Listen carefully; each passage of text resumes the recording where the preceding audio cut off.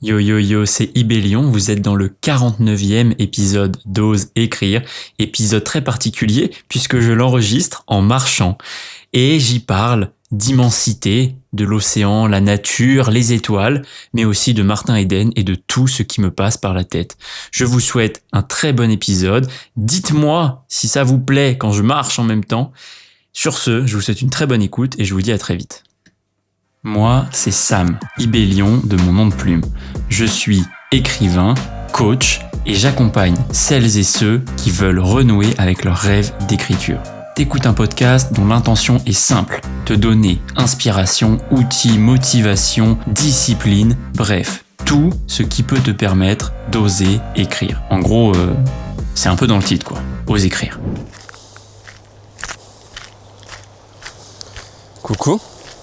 Coucou les amis, épisode de podcast, nouvel épisode. Alors là, on peut pas faire plus particulier comme cadre. Je peux me taire un peu, vous entendrez peut-être le son de mes pieds sur la piste et la mer qui fait ses bruits de mer. Je suis en vacances. En vacances. J'ai quand même beaucoup déconnecté. Et là, je me suis dit, en vrai, j'ai un petit micro. Le matin, il n'y a pas grand monde. Aujourd'hui, il n'y a pas trop de vent. Vas-y, c'est parti. On va tenter d'enregistrer quelque chose. Et c'est quand même assez exceptionnel de pouvoir faire ça. En plus, il fait pas trop chaud non plus. Voilà. Donc, épisode vraiment particulier où je suis en pleine marche dans un décor parfaitement idyllique. Je n'ai vraiment pas d'autres mots pour décrire cet endroit. C'est un endroit où j'allais déjà souvent petit. J'y retourne de temps en temps. Pas assez souvent à mon goût. Et c'est extrêmement inspirant. J'ai évidemment absolument rien préparé pour cet épisode. Vous pouvez voir que j'ai une gueule de pas réveillé. Ce qui est tout à fait normal puisque je me suis couché tard. Mais pour tourner cette idée, je n'avais pas d'autre choix que de me lever tôt. On met des guillemets parce qu'il est quand même 8 heures passées. Ah là là, c'est vraiment magnifique. Je sais pas si vous voyez, mais magnifique. Et donc évidemment, je n'ai absolument rien préparé. C'était très spontané comme idée. Je me suis dit pourquoi pas. Mais là, en commençant à parler, j'ai tout de suite pensé à quelque chose. C'est un endroit où j'allais petit. Et donc j'ai beaucoup de souvenirs. Et je sais pas quelle forme prennent vos souvenirs à vous. Moi, c'est beaucoup des images. J'ai beaucoup d'images dans ma tête, comme des photos que j'ai prises moi, avec mes yeux. Et c'est ça qui me revient à chaque fois à l'esprit. Et j'en ai des très particulières sur la terrasse, sur la plage, bref, j'en ai beaucoup. Et en fait, quand je me retrouve là, ça fait vraiment comme un effet de... J'ai toutes ces émotions de petit qui reviennent en même temps que tout ce que je ressens aujourd'hui. C'est-à-dire que là, en voyant ce paysage, c'est impossible d'être insensible à ça. Mais en plus de ça, derrière, ce paysage est pour moi chargé de toutes les émotions que j'ai connues quand j'étais petit, quoi. Et ça me fait vraiment un effet extrêmement particulier à chaque fois. Et je pense ça m'est arrivé souvent de venir avec des potes et tout. Mais je pense que c'est extrêmement difficile d'expliquer aux gens à quel point cet endroit me touche. Pour moi, c'est vraiment un endroit hors du temps. Et du coup, extrêmement inspirant. Ça m'a permis de déconnecter, évidemment, c'est ce que je disais juste au début. Et en même temps, ça recharge toutes mes batteries créatives. C'est vraiment impressionnant. J'ai commencé les vacances en me disant bon, je vais essayer quand même de pas trop penser à Ibélion, à oser écrire, à mes histoires, à mes trucs, etc. Et en fait, les gens que tu rencontres, ce que tu vois, le repos, les énergies que tu récupères, la nature, l'immensité, je reparlerai ça aussi, mais tout ça nourrit, si vous voulez, là, je m'imagine comme une cocotte minute. C'est-à-dire que tout ce que je viens de citer, le paysage, l'énergie, les gens, les souvenirs, etc. Hop, ce sont des ingrédients que je mets dans cette cocotte minute. Et là, je sens que c'est en train de chauffer, tu vois. C'est en train de chauffer et bientôt, ça va commencer à bouillir et je vais avoir besoin de m'enfermer 3 jours chez moi pour tout exploiter, tu vois. Ou commencer à exploiter. Ou du moins à vider mon cerveau de toutes ces idées. Parce que là, forcément, sans ordinateur, t'es pas forcément dans les meilleures dispositions pour poser toutes tes idées. Parce qu'évidemment, je le répète, je l'ai déjà beaucoup dit, mais c'est bien beau d'avoir des idées, mais les idées meurent, pas les livres qu'on écrit. Donc, et de manière générale, les idées meurent, pas les projets qu'on réalise. Donc l'idée, c'est pas d'en conduire 35 000, mais déjà 1 ou 2 ou 3, c'est bien. Et donc, c'est ce que je fais. J'ai besoin d'avancer vers oser écrire, vers mon écriture, et de libérer mon esprit de toutes les autres idées que je réaliserai plus tard. Voilà. Et donc en ce moment là, je sens que j'arrive sur mon côté cocotte minute, où à un moment il va falloir que tout ça jaillisse.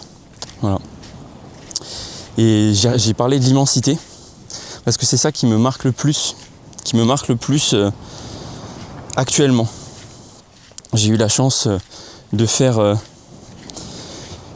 la traversée de la Méditerranée en voilier. Donc tu passes une nuit sur un bateau. Bon, c'était un petit voilier. À l'aller, il n'y avait pas de vent. La houle était perpendiculaire au bateau. Donc comme ça, je vous fais pas un dessin sur ce qui a pu se passer. Il y a eu une heure un peu compliquée. Mais au-delà de ça, on était donc sur cette petite maison volante là, c'était un petit bateau, au milieu de l'immense mer et au milieu de l'immense ciel étoilé, quoi. Et ici, c'est pareil. Il y a la mer, il y a les montagnes. Et donc, tu es face à cette immensité de la nature. Quand je vois ça, il se passe plusieurs choses en moi. La première, c'est que tout paraît moins grave, moins compliqué, moins urgent. J'ai l'impression que quand je me retrouve face à ces immensités-là, celle du ciel, celle de l'eau, celle de la montagne, celle de la forêt, bref, celle de la nature, j'ai l'impression que tout ralentit.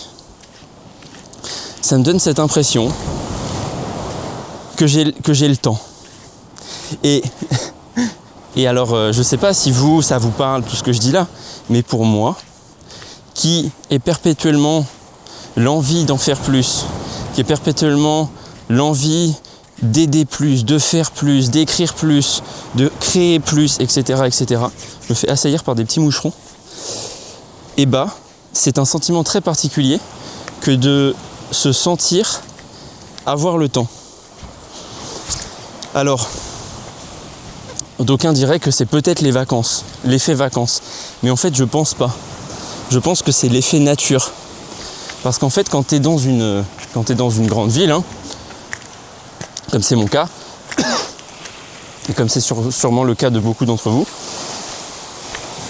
y a ce truc, il y a toujours du bruit, il y a toujours de l'effervescence, il y a toujours de l'énergie active.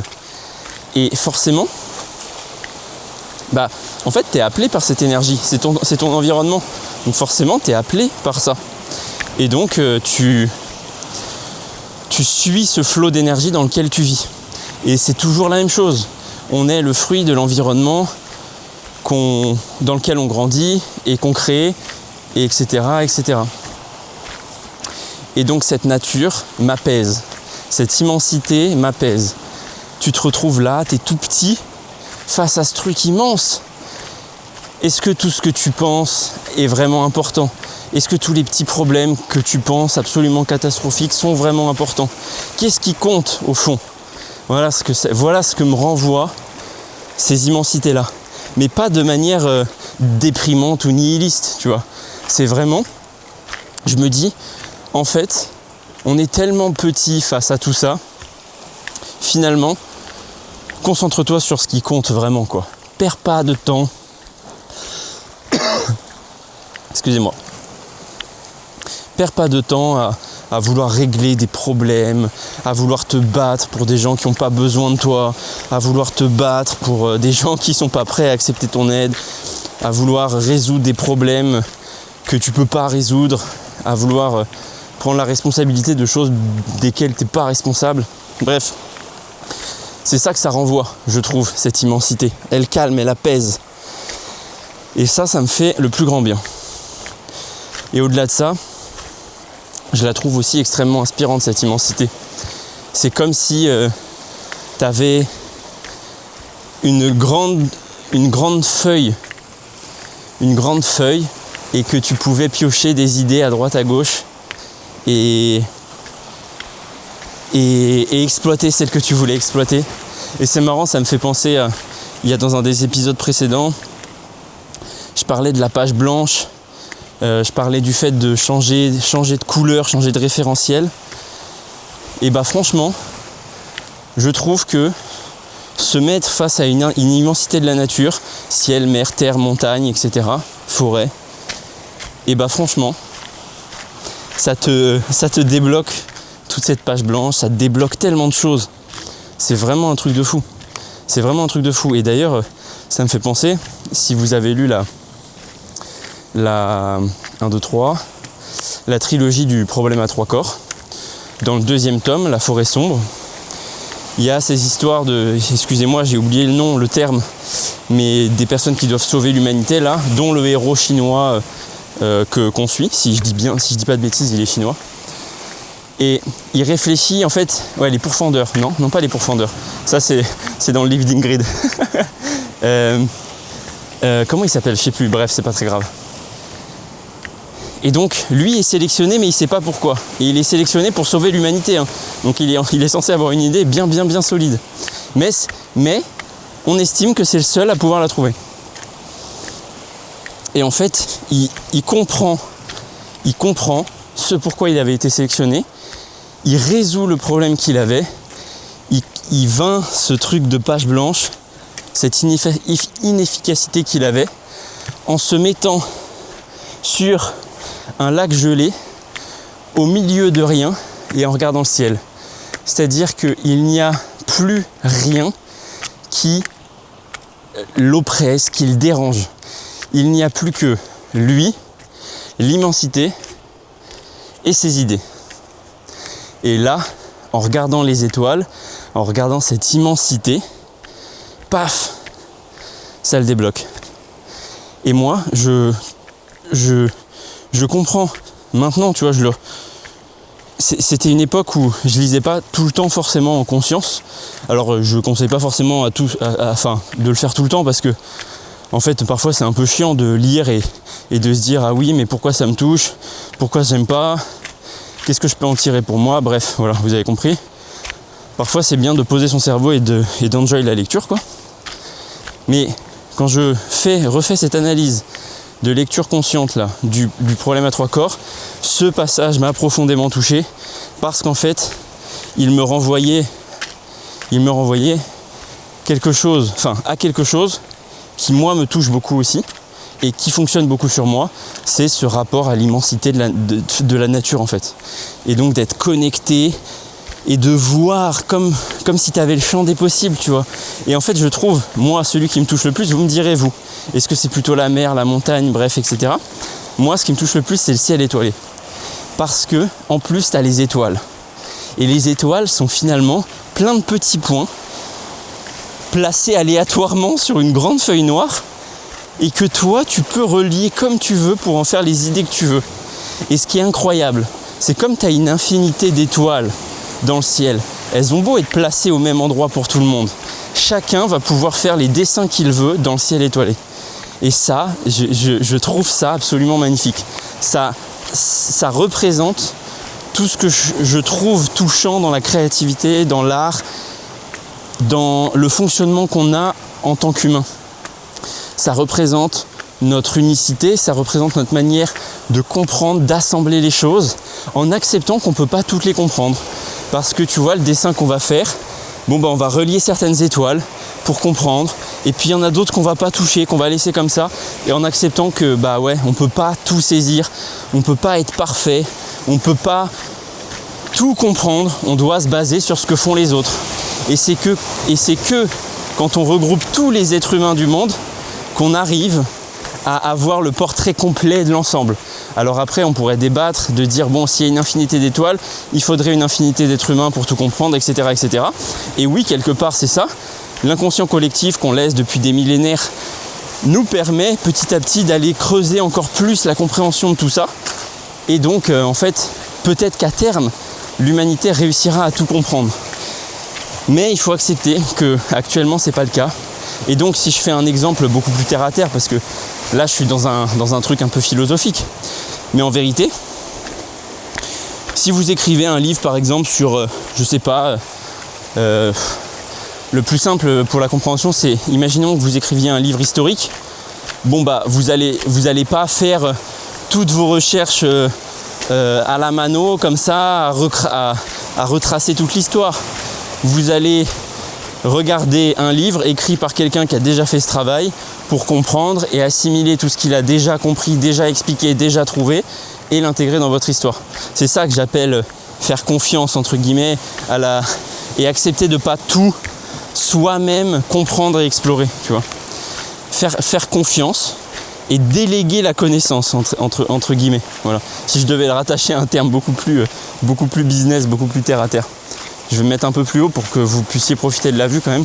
Parce que la position où j'ai la main en bas, elle est confortable pour moi, mais pour vous c'est dommage. Donc là je marche sur un petit chemin, donc vous allez me voir. De toute façon vous ça change rien parce que la caméra est stabilisée. Et donc voilà tout ce que représente le ciel étoilé pour moi.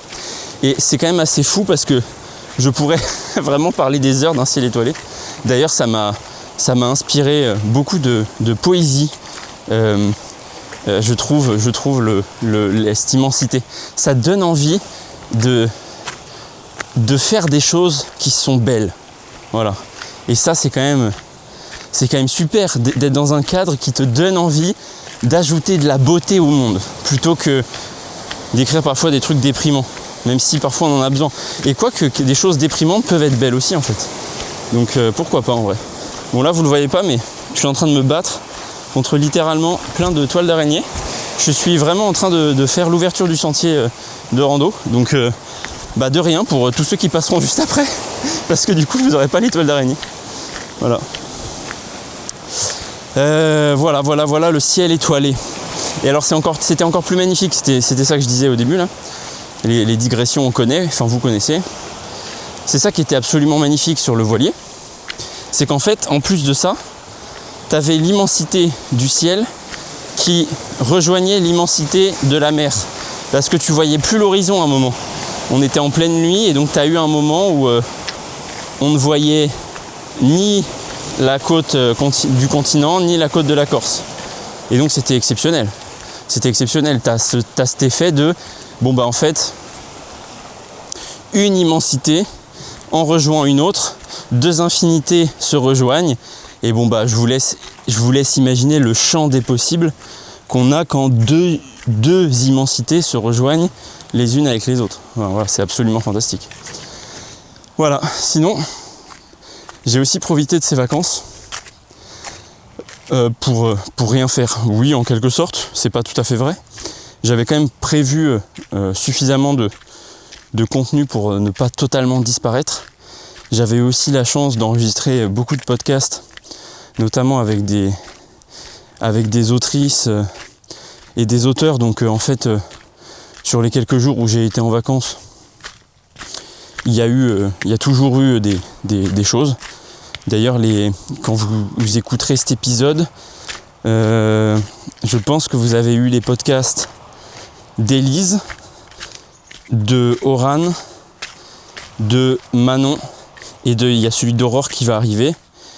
Et voilà, je vous renvoie, si vous ne les avez pas écoutés, allez les écouter, parce que c'est vraiment des échanges passionnants.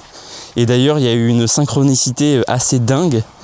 Donc Élise, que j'ai reçue pour qu'elle parle. Bon, on a parlé de plein de choses, hein, on s'est laissé porter par la discussion. D'ailleurs, c'est marrant parce que je l'avais prise de court en lui disant que c'était filmé. Et donc sur la vidéo, elle est dans sa comfort zone, tu vois, avec son pyjama et tout.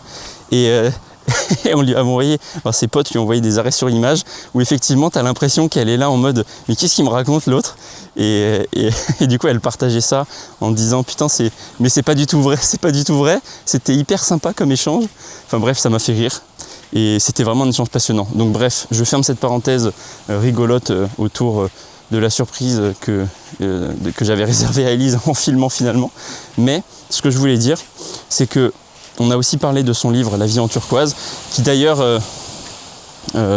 a un beau succès en ce moment, et c'est vraiment amplement mérité et vraiment super cool parce que c'est un super bouquin qui raconte une très belle histoire.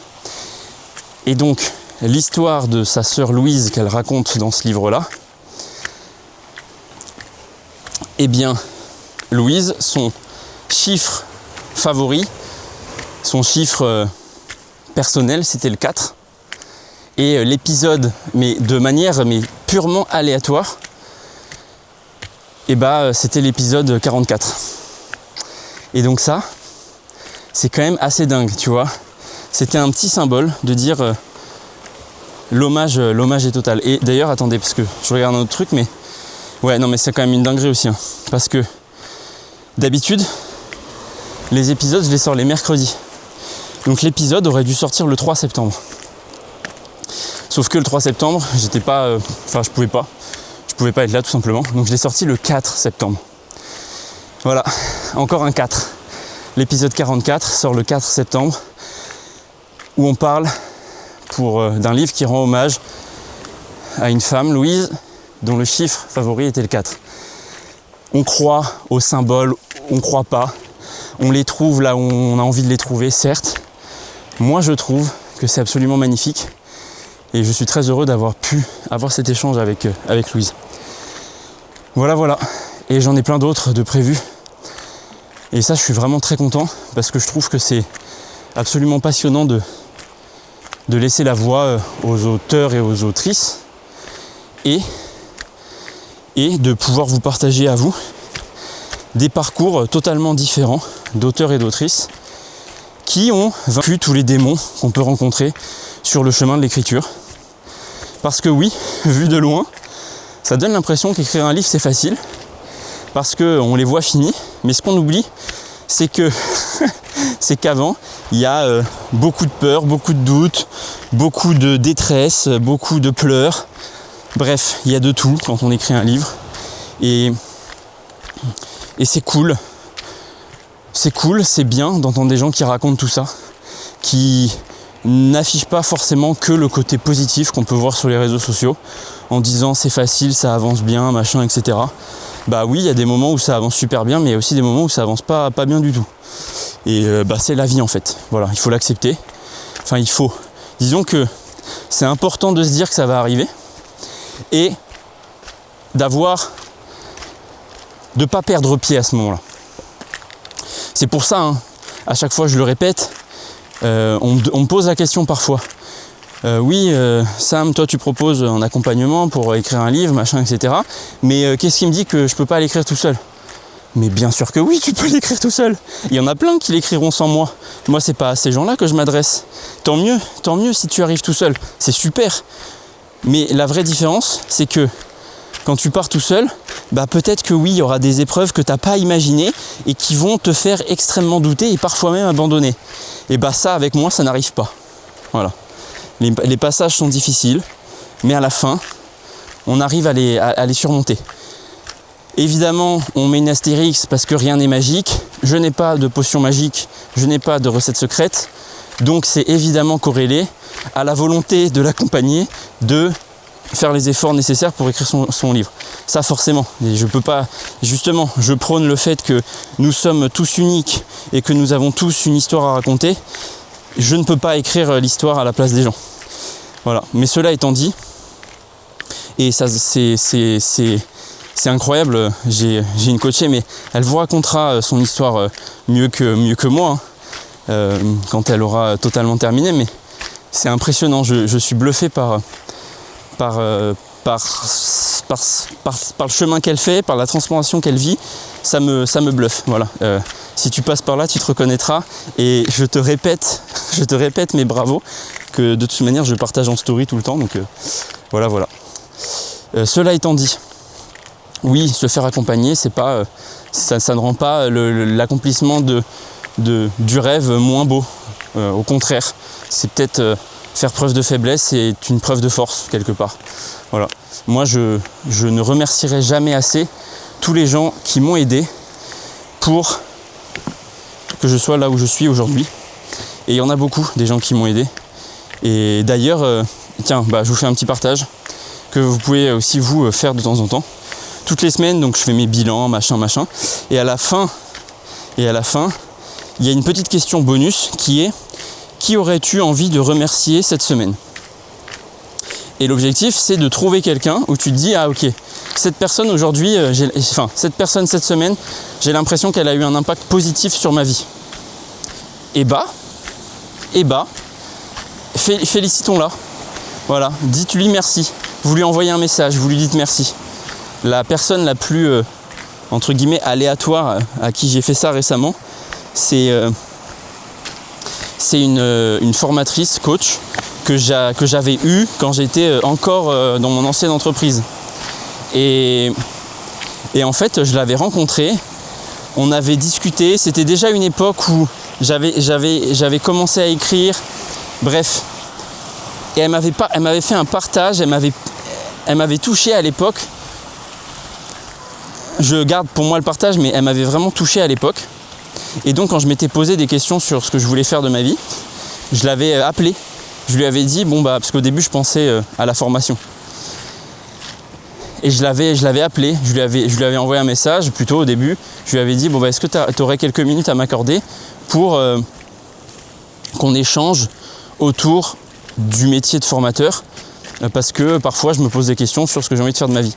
Et donc elle avait gentiment accepté, on avait passé quasiment 2 heures au téléphone, et vous voyez, pour elle, c'était peut-être que 2 heures, c'est déjà énorme de libérer 2 heures de son temps pour quelqu'un. Mais pour moi, la valeur de ces 2 heures-là, ça a été, je sais pas, peut-être 6, 7, 8, 10 mois de raccourci, quoi. Parce qu'en fait, la fin de cet appel-là, c'était: bon Sam, en fait tout ce que tu me racontes, c'est très beau, on sent que tu es passionné, mais regarde le métier de coach, parce que c'est pas de la formation que tu as envie de faire. T'as pas envie de dire à quelqu'un c'est A, c'est B, débrouille-toi avec. T'as envie de l'accompagner pour qu'il réussisse à faire son A plus B pour arriver là où il veut arriver. Et donc quand elle m'a dit ça, en fait ça m'a tout unlocké. Et ça m'a fait gagner un temps fou.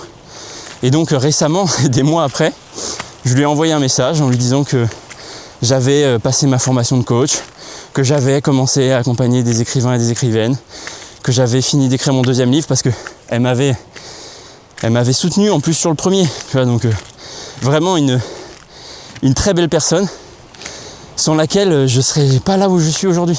Et la liste comme ça, elle est super longue. Et donc cette petite question très simple, qui j'aurais envie de remercier cette semaine? Voilà, elle amène à se reconnecter à des moments importants de vie, à des gens importants. Et c'est magnifique, qu'est-ce que je voulais que je vous dise? Ça, je l'avais déjà dit dans cet épisode, c'est magnifique, vu que c'est un peu ma spécialité. Bon là, vous me voyez commencer à être essoufflé parce que... Ah, ça monte, hein. Ah là là. Mais bon, ça vaut le coup, je vous le dis. Ça vaut le coup. Ah. Bref, remercions les gens qui nous inspirent. C'est toujours extrêmement touchant, extrêmement magnifique. C'est ça qui fait les belles histoires. Voilà. Bon, ça fait déjà 28 minutes que je parle. Et il y a autre chose que j'avais envie de dire. Ah, c'est magnifique.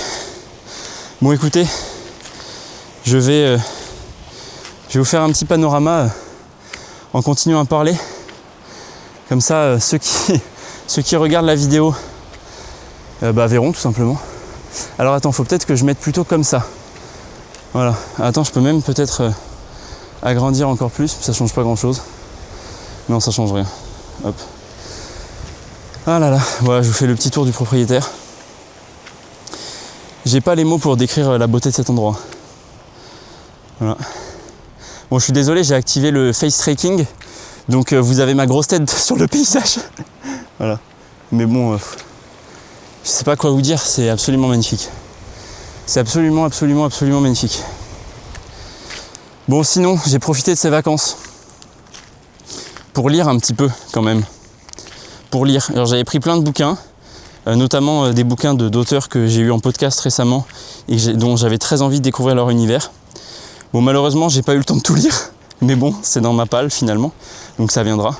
Par contre, j'aime beaucoup parfois la synchronicité avec laquelle les livres tombent sur ton chemin. Je passe chez mes parents avant de partir en vacances. Ma mère avait dû faire du tri dans des bouquins, etc. etc. Et là, je vois une édition dessus. En passant, je vois une édition de Martin Eden qui date des années 70, imprimée en 1973. J'ai jamais lu Martin Eden, j'ai déjà lu Jack London et je suis absolument fan de cet auteur. Et donc là, je me dis, putain, mais c'est l'occasion. En plus, Martin Eden, je l'avais en format EPUB, mais que sur mon téléphone. Et je crois qu'en fait, ça venait de l'application Apple Livre. Ils ont beaucoup de bouquins gratuits et ils avaient Martin Eden. Et sauf qu'en fait, ça me gonfle de lire sur mon téléphone. Donc, j'avais lu une page ou deux et j'avais arrêté. Et là, du coup, je vois Martin Eden, cette vieille édition. Je la prends, je me dis putain, c'est fou, c'est un signe. Il faut que je la prenne à ce moment-là. Quelle fut ma surprise quand j'ai découvert qu'en plus il était marin. C'est quand même... Parfois, je trouve que la synchronicité des choses qui te tombent dessus est vraiment magnifique. Et Martin Eden, que j'ai presque fini là du coup, c'est un bouquin, c'est absolument magique. Franchement, je kiffe, je kiffe. J'ai pas d'autres mots, je kiffe. J'en ferai un épisode complet, je pense, parce qu'il y a beaucoup de choses à dire sur ce livre. Néanmoins, il y a deux choses qui me viennent à l'esprit là maintenant. Et quelque part, autant en parler tout de suite. C'est... est-ce que je redescends? Attendez, je réfléchis en même temps. Est-ce que je redescends? Parce que ça fait déjà 30 minutes. Donc on va éviter de faire un épisode non plus trop long. Mais bon, attends, je vais finir ici. Comme ça il y aura moins de bruit de vagues, etc. Alors, Martin Eden, il y a deux trucs qui m'ont marqué hier là, parce que je suis presque à la fin. Bon, évidemment, zone spoiler en quelque sorte. Il y a, au-delà de ce que ça raconte, il y a les thèmes que ça aborde. Et il y a ce thème de la place de l'art. Qu'est-ce que c'est l'art? Comment on fait de l'art? Comment on fait son art? Parce qu'il est confronté à quelque chose, c'est qu'il est persuadé qu'il va réussir à vivre de sa plume. Alors il commence à vendre quelques trucs, mais il n'a pas encore suffisamment pour pouvoir assurer, pour rembourser ses dettes, pour faire vivre sa femme, etc. Et donc, il se rend compte que, en fait, sa plume à lui, alors il est persuadé d'être un génie aussi. C'est-à-dire qu'il est sûr qu'il comprend quelque chose que les autres ne comprennent pas. Alors, on pourrait débattre de peut-être qu'il est mégalo, peut-être qu'il est arrogant, machin, etc. Mais c'est pas tellement le sujet. Quelque part, on est tous des génies à notre échelle. On a tous notre histoire unique à raconter et on est les seuls à pouvoir l'écrire. Donc ça, moi, je préfère l'admettre. Je préfère me dire, oui, en fait, oui, c'est vrai. Et par contre, il est confronté au fait que ce style, cette écriture, ne se vend pas. Et donc, il est obligé de travestir sa plume pour écrire des trucs qui vont être publiés dans les journaux, les machins, les trucs. Alors, encore une fois, si vous avez lu tout le bouquin, peut-être que ça va vous paraître bizarre ce que je raconte parce que je ne l'ai pas fini, tout à fait. Mais ça m'a marqué hier, donc je le partage. Et donc, il se rend compte qu'il doit travestir ça. Il doit travestir son écriture pour pouvoir être publié. Et il croise un gars qui lui dit, mais en fait, tu t'y arriveras jamais, t'es trop attaché à ton style, t'es trop génial pour réussir à travestir ta plume. Quand tu la travestis, ça se sent et ça devient mauvais, ça devient médiocre. Je change un peu les termes, c'est mieux écrit que dit ici. Et donc, c'est vrai, cette question de savoir, en fait, comment s'inscrit notre style dans le temps qu'on est. Vous voyez, en ce moment, il y a des genres qui sont plus à la mode que d'autres. Donc quand on n'écrit pas de ce genre-là, quand notre zone de génie n'est pas ce genre-là, bah peut-être qu'on vendra moins de livres, c'est vrai. Ou peut-être qu'on n'en vendra même pas du tout. Et cette place de l'art, elle est pour moi extrêmement importante. Et vous voyez, c'est aussi une des raisons pour laquelle je ne prête pas tant attention que ça au nombre de bouquins que je peux vendre. Parce que j'ai un rapport tellement personnel à l'écriture, je le vois tellement comme mon exutoire, comme en fait une sorte de je sais pas, hein, on pourrait appeler ça presque un journal intime, mais grandeur nature, quoi, que j'arriverai pas à écrire en ayant en tête que ça doit rentrer dans des cases très précises pour plaire à un public donné qui va en ce moment acheter beaucoup de livres. Voilà. Et je dis pas que c'est bien, je dis pas que c'est mal. Voilà, il y a de tout. Mais c'est pour ça que c'est extrêmement important, en commençant à écrire, de savoir quelle est notre intention personnelle avec le livre. Je le répète, genre 1 milliard de fois, tout le temps, mais c'est extrêmement important. Parce que, quand on va se dire, est-ce que ce personnage, est-ce que cette histoire, machin, etc., qu'on va se poser plein de questions, qu'on va douter et tout, et bah c'est important de savoir pour quelles raisons on écrit ce livre. Est-ce qu'on l'écrit pour avoir potentiellement la chance d'être lu par des milliards de personnes? Bon bah auquel cas il faut peut-être écrire exactement ce qu'ont envie de lire ces milliards de personnes. Ou alors, tout en sachant que peut-être ce truc-là ne reflètera pas ce qu'on a profondément en nous. Ou alors, la raison pour laquelle ce manuscrit est important, c'est parce qu'il représente quelque chose pour nous. C'est parce que il représente une partie de notre histoire, parce qu'il représente un hommage qu'on a envie de faire, parce qu'il représente une partie de notre combat. Et dans ce cas-là, c'est ça le plus important. C'est de s'accrocher à ça. C'est pas que, je sais pas, Jean-Michel qui achète des bouquins toutes les semaines soit passionné par notre livre. S'il l'achète pas et qu'il l'aime pas, mais que le message lui est pas dédié, et puis de toute façon il n'est pas comme nous, donc il comprendra pas forcément ce pourquoi il est important pour nous, bah on s'en fout en fait de Jean-Michel. Grand respect à lui, par ailleurs. Voilà, donc dans Martin Eden, tu as cette question de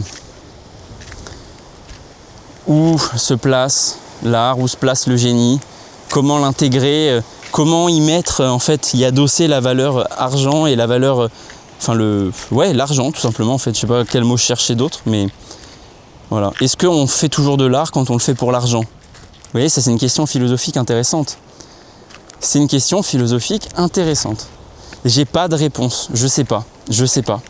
En même temps, si tu ne gagnes jamais d'argent, est-ce que tu peux continuer à faire de l'art? Parce que c'est le problème qu'il a, Martin Eden. Hein. C'est mignon de dire oui, non, mais ne travestis pas ta plume. Ouais, mais je vais crever à la fin du mois. Ah bah oui, voilà. Donc, c'est des questions intéressantes. Et voilà, je n'ai pas la réponse universelle. Je peux partager ma vision. C'est ce que je fais d'ailleurs tout le temps. Hein. Je dis des trucs, vous pouvez ne pas être d'accord, vous pouvez penser l'interpréter, le voir autrement, et c'est incroyable. Et c'est comme ça, c'est ça qui fait la richesse aussi et l'évolution du monde. Et donc, moi à titre personnel, j'écris pour moi, j'écris pour faire passer des messages, passer des hommages qui sont importants pour moi. Peut-être qu'ils toucheront plein de gens, peut-être pas. Et ça, en fait, c'est ok. C'est la vie, c'est comme ça. Et donc, je ne me concentre pas trop sur ce que ça me rapporte. Et je dis pas trop parce qu'il ne faut pas être absolutiste. Évidemment que ça fait plaisir quand des gens achètent ton livre. Évidemment que ça fait plaisir de gagner un peu d'argent avec quelque chose qui vient de nous et qui nous représente profondément. Mais ce que je veux dire, c'est que ce n'est pas la métrique la plus importante pour moi. La métrique la plus importante pour moi, c'est d'écrire les livres qui comptent pour moi et que je vais pouvoir, en quelque sorte, léguer. Ça sera l'hommage, que ma pierre à l'édifice de l'humanité. Mais ça, je l'ai déjà dit, hein. Tous nos livres ont un pouvoir démiurgique, toucheront quelqu'un un jour, quelque part, on ne sait pas quand. Et c'est notre manière de contribuer à l'évolution de l'humanité. Voilà. Donc il y a cette question-là, dans Martin Eden, qui m'a marqué hier. Et la deuxième qui m'a profondément marqué, et dont je reparlerai probablement, c'est le soutien dans un couple. Et parce qu'en fait, il y a sa femme Ruth, on dit comme ça j'espère, qui lui dit je suis amoureuse de toi Martin, hein, évidemment, mais en fait ça serait quand même bien que tu aies un truc un peu stable et qui nous permette de construire des choses, qui nous permette de nous marier, etc. etc. Et donc oui, il lui dit oui mais tu comprends, l'écriture c'est moi, je sens que c'est ce pourquoi je suis fait, etc. etc. Et à un moment un truc se brise. Alors on comprend depuis le début que en fait elle capte pas trop le délire d'écrivain qu'il a, mais à un moment elle lui dit non, je pense que vous ne réussirez pas dans l'écriture et qu'il vaut mieux que vous trouviez une situation plus classique, etc. etc. Et en fait il lui répond oui mais en fait si j'abandonne ça, je ne serai plus l'homme dont tu es amoureux. Parce que l'homme dont tu es amoureux, c'est l'homme passionné, qui a découvert l'écriture, qui s'épanouit, qui a tellement d'idées, qui aime lire, qui aime écrire. D'ailleurs, il passe tellement de temps à écrire, je ne sais pas comment il fait. Et elle lui répond, ouais, ok, tu vois. J'ai plus tout à fait la réponse en tête parce que c'est vraiment le moment où elle lui dit je pense que vous ne réussirez pas dans l'écriture, qui m'a marqué. Et parce qu'on parle souvent de soutien dans un couple, et en fait, ce qu'on met derrière, le soutien peut prendre tellement de formes que c'est bizarre de parler vraiment de soutien, mais c'est plus l'admiration. Et quelque part, en fait, quand elle lui dit ça, c'est comme elle lui disait, en fait, je ne t'admire plus vraiment. Il y a une partie de toi que j'admire pas. Et ça, c'est terriblement triste. Au-delà de tout, ce qui manque parfois dans les couples, c'est ce côté, putain, la personne avec qui je suis, elle m'inspire tellement, je l'admire tellement. Tout ce qu'elle fait, tout ce qu'elle dit, tout ce qu'elle a fait, tout ce qu'elle a dit, tout ce qu'elle a évolué, tout ce qu'elle s'est transformé, tout ça, ça m'inspire, ça me donne envie d'aller encore plus haut. Et en plus de ça, elle me pousse, en m'inspirant, elle m'élève encore plus. Et tu vois bien que quand tu es dans une dynamique comme ça, de deux personnes qui s'inspirent, tu vas beaucoup plus loin. Et après, on peut faire la digression. Voilà, là on a parlé du couple, mais bon, qui je suis pour parler de tout ça ? On pose le point, c'est valable aussi avec tes amis, avec les gens que tu côtoies, etc. C'est tellement important d'être entouré de gens qu'on admire, qui nous inspirent, qu'on inspire aussi, qui nous admirent, vous voyez, et c'est un truc... forcément, après, ça devient exponentiel, on se retrouve dans des situations où 1 + 1 égale 10 000, 1 + 1 + 1 égale 30 milliards de trucs. Et tous les gens du groupe, parce qu'ils s'admirent, parce qu'ils s'inspirent, se renforcent, s'élèvent. Et ça, c'est... vous voyez, il était temps, je l'avais pas beaucoup dit encore, mais je vais pouvoir le répéter. Ça, c'est vraiment, vraiment, vraiment, vraiment magnifique. Voilà. Écoutez, sur ce, je vous souhaite une magnifique journée, soirée, matinée, goûter, bref, ce que vous voulez. Je vous dis à très vite. Vous n'aurez pas des décors comme ça tous les jours, je vous le garantis, parce que j'aime trop travailler en fait, et que là, j'ai pas de bureau. Et voilà, kiffez votre journée, kiffez les gens autour de vous qui vous inspirent et qui vous admirent. Remerciez-les d'être là, de vous inspirer et voilà, tout simplement. Je vous fais des bisous, je vous dis à très vite. Ciao les copains et les copines.